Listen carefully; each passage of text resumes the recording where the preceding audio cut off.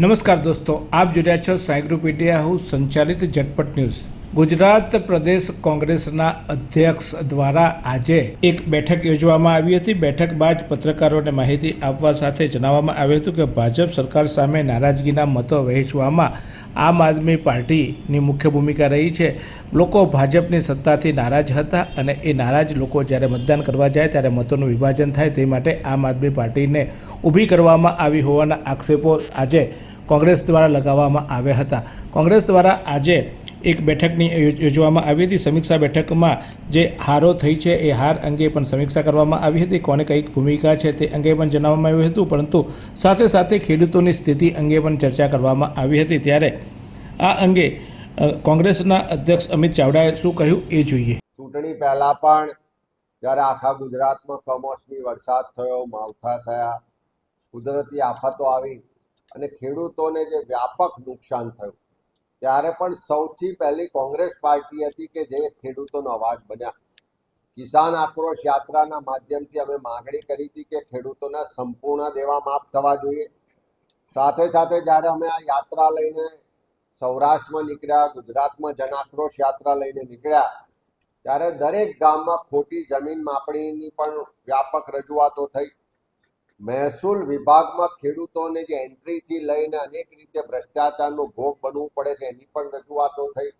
ઉત્પાદનના પ્રમાણમાં પૂરતા બજાર ભાવ નથી મળતા. એપીએમસીઓમાં જ્યાં ભાજપનું શાસન છે ત્યાં ભેદભાવ કરવામાં આવે છે, ત્યાં ભ્રષ્ટાચાર થાય છે. એ આખી પ્રથા સામે પણ સવાલો ઉઠ્યા.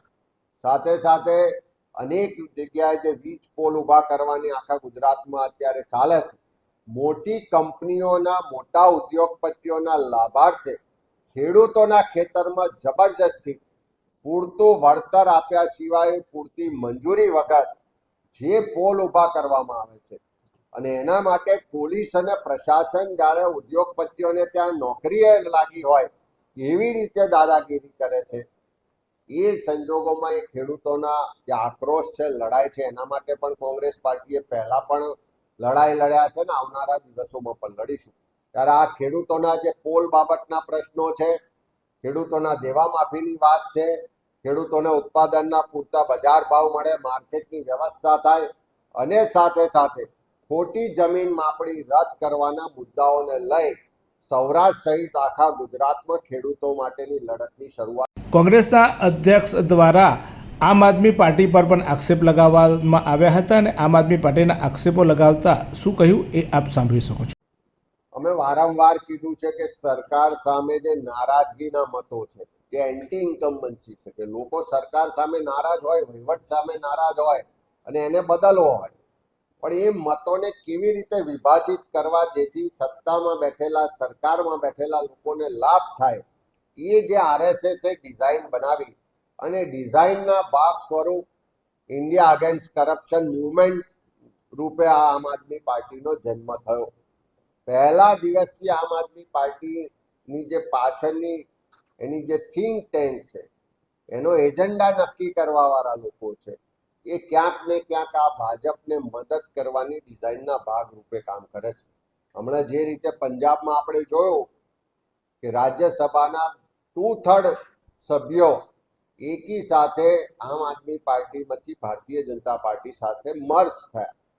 આવનારા દિવસોમાં ગુજરાતમાં તમે બધા જ જોઈ શકશો કે આમ આદમી પાર્ટી મોટા ભાગના લોકો ભારતીય જનતા પાર્ટીમાં મર્જ થઈ જવાના છે. એમની વારે વારે ચૂંટણી આવે, 2022 હોય કે આ 2026 હોય, બધા જ અનુભવ જોજો કે સરકાર સામે લોકોમાં નારાજગી ખૂબ હોય, સરકાર સામે મતદાન કરવાની લોકોની તૈયારી હોય, પણ મતોને વિભાજિત કરવા માટે આમ આદમી પાર્ટીઓનો, બીજી પાર્ટીઓનો ઉપયોગ કરવામાં આવે છે. એ ડિઝાઇન જે બનાવી છે એનો લાભ ભાજપને મળે છે. આજે પણ ગુજરાતમાં જુઓ તો જે ભાજપ સરકાર સામે નારાજગીના મતો છે એ વધારે મતો છે. અને એ સંજોગોમાં આવનારા દિવસોમાં લોકો વચ્ચે વધારે જઈશું, લોકોને આ હકીકતોથી માહિતગાર કરીશું અને સાચી હકીકતો લોકોને સમજાશે. ત્યારે 2027માં 100% જે નારાજગીના, વિરોધના મત, પરિવર્તન માટેના મતો છે, એકજૂથ થઈને પરિવર્તન લાવીશું.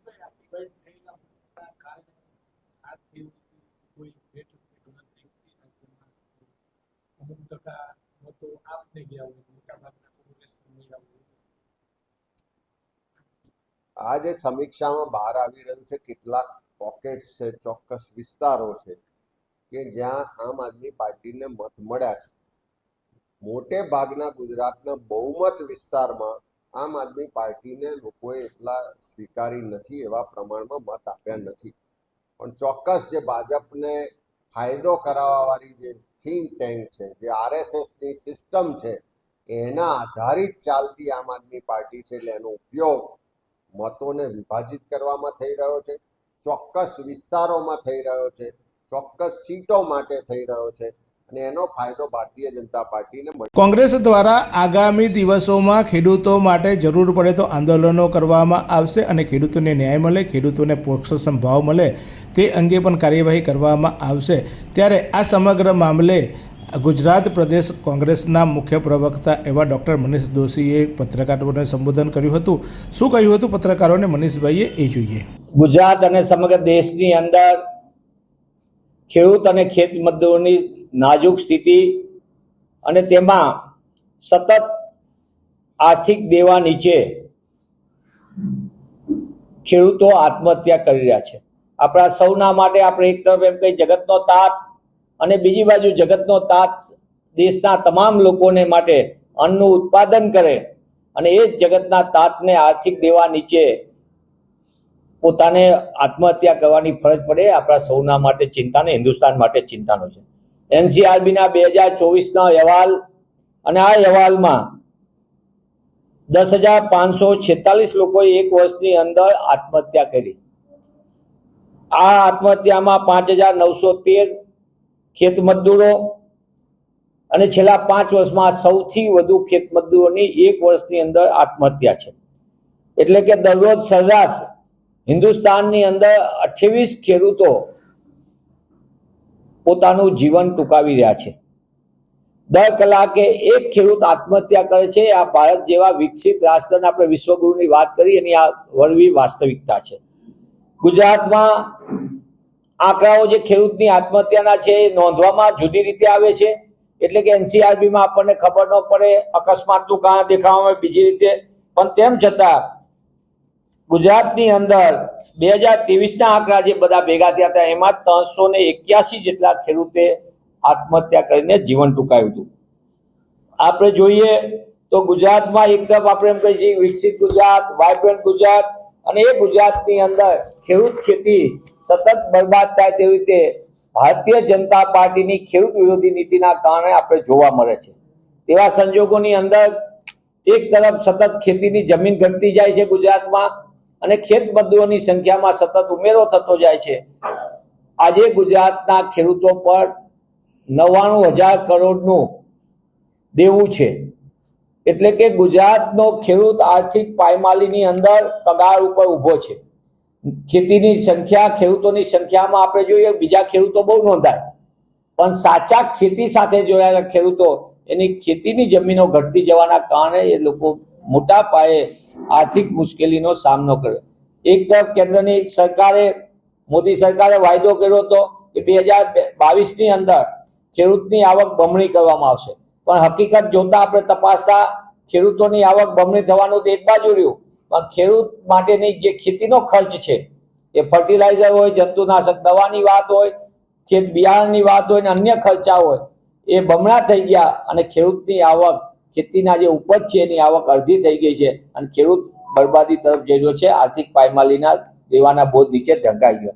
ત્યારે કોંગ્રેસ પક્ષ તરીકે અમે માંગ કરીએ છીએ કે ખેડૂત અને ખેત મજદૂરોને બચાવવા માટે સરકાર છેલ્લા 5 વર્ષના એનસીઆરબીના એમને જ નોંધાયેલા ડેટા આધારે સંસ્થાગત રીતે આખી વ્યવસ્થા ઊભી કરે, ખેતીના ખર્ચ ઘટાડવા માટેના ગંભીર પગલાં ભરવામાં આવે, ખેડૂતોને દેવા માફી કરવામાં આવે. કારણ કે અબજો રૂપિયાના દેવા જો ઉદ્યોગપતિઓના માફ થતા હોય તો જગતના તાત એવા ખેડૂતને આર્થિક પાયમાલીથી બહાર લાવવા માટે કેમ દેવા માફ થતા નથી? કોંગ્રેસની તત્કાલીન સરકાર ડોક્ટર મનમોહનસિંહજીના નેતૃત્વમાં કોંગ્રેસ પક્ષે દેશની અંદર 72,000 કરોડના દેવા માફ કરીને ઐતિહાસિક રીતે ખેડૂતોને આર્થિક પાયમાલીમાંથી બહાર લાવવા માટેનું એક નક્કર પગલું ભર્યું હતું. પણ દુઃખ સાથે કહેવું પડે કે ભારતીય જનતા પાર્ટીની કેન્દ્રની મોદી સરકારે ખેડૂત ખેતીને આર્થિક પાયમાલીથી બહાર લાવવાને બદલે ખેડૂતને ખેતી આર્થિક પાયમાલીમાં ધકેલાઈ જાય તે દિશામાં કામ કરી રહ્યા છે. એ આપણા સૌના માટે ચિંતાનો છે. હું પુનઃ એ માંગ કરું છું, ખેડૂત અને ખેત મજદૂરોની માટે સરકાર નીતિ બનાવે, ખેડૂતોને ટેકાના ભાવ ગંભીરતાથી મળે તે દિશામાં નક્કર કામ કરવામાં આવે અને ખેતીના ખર્ચમાં ઘટાડો કરીને સરકાર ખેડૂત અને ખેતીને બચાવવા માટે નક્કર પગલાં ભરે તેવી કોંગ્રેસ પક્ષની માંગ છે. તો ચૂંટણી બાદ કોંગ્રેસ દ્વારા સમીક્ષા બેઠક યોજવામાં આવી હતી. સમીક્ષા બેઠક બાદ આગામી દિવસોના કાર્યક્રમોની રૂપરેખાને ભાગરૂપે ખેડૂતોને પડખે રહી ખેડૂતો માટે જે સમસ્યાઓ છે એ સમસ્યાઓ માટે એક થઈને લડવાનો પણ કોંગ્રેસે નિર્ધાર કર્યો છે. ત્યારે આગામી દિવસમાં કોંગ્રેસ આ અંગે કાર્યક્રમો પણ આપશે એવી વાત પણ કરવામાં આવી હતી. આ રીતે દેશમાં અને રાજ્યમાં બનતી અવનવી ઘટનાઓ અને રાજકીય ઉથલપાથલ અને રાજકીય અટકળો અને સાથે સાથે રાજકીય સમાચારો આપતી તમારી ઝટપટ ન્યૂઝને જોવા માટે આપ લાઈક કરો, શેર કરો અને સબસ્ક્રાઈબ કરો. આ સુંદર સૃષ્ટિને નિહાળવા માટે હજારો લોકો પાસે દ્રષ્ટિ નથી અને એ ત્યારે જ શક્ય બને જ્યારે કોઈ ચક્ષુદાન કરે. તો તમારા સ્વજનો સાથે મળી એક સુનિશ્ચય લઈએ, ચક્ષુદાનને પરિવારની પરંપરા બનાવીએ. Visit Sant Punit Chakshu bank, Rotary eye institute Navsari. Call 7069006329.